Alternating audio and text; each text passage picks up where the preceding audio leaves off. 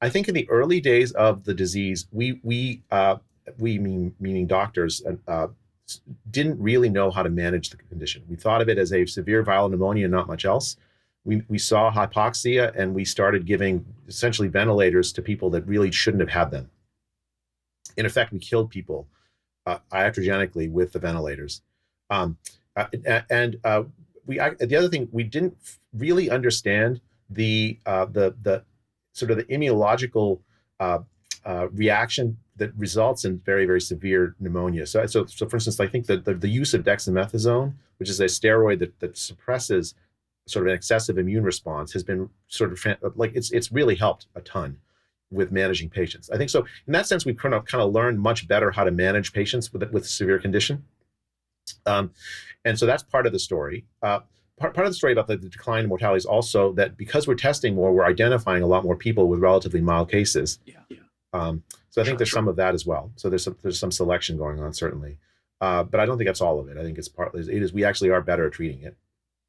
And now, let me return to the root of your question is, why is there still this? Well, there are 1,000 people dying a day in the United States, right? Over 1,000, heading towards, it looks like 2,000.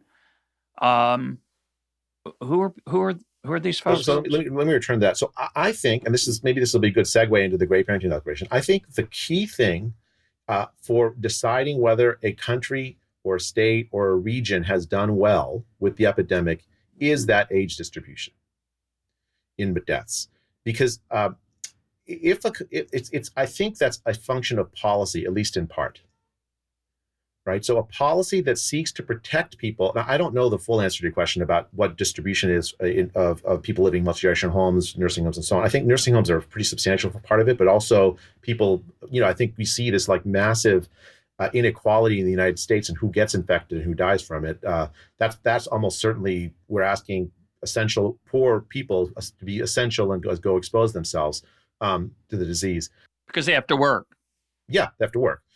Whereas 52 years old, I can sit in my office and not be exposed. I think that's certainly part of it.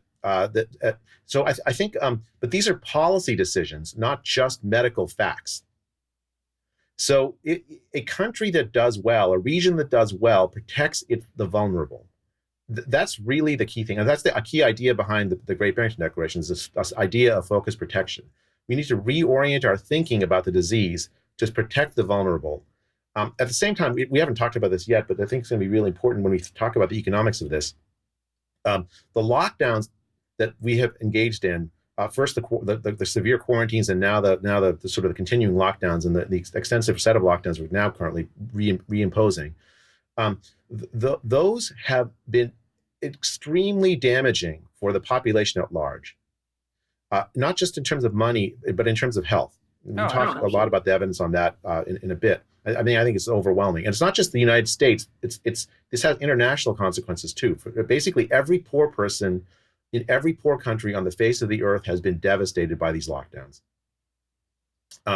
And so I think we have to sort of think about that as well when we're thinking about, because I think part of the problem, and this is I think a problem with economics, and economists have done, with some exceptions, that have done a very, very poor job of delineating the cost or the potential cost of this policy. It's probably the most consequential policy that I've seen in my lifetime, an economic policy we've undertaken, yet economists have not engaged, as best I can tell, in our only job, which is really to point out costs, right? Isn't that our job description? And trade-offs. I would just say trade-offs, that we've been extremely quiet. I mean, you're an exception, I'm an exception, but in general, people don't seem to be talking about the fact that this is costly. And it's not just a monetary cost. In particular, it's not a monetary cost, partly a health cost, but it's more than a health cost. It's a cost in despair. It's a cost in loss of dignity. So carry on.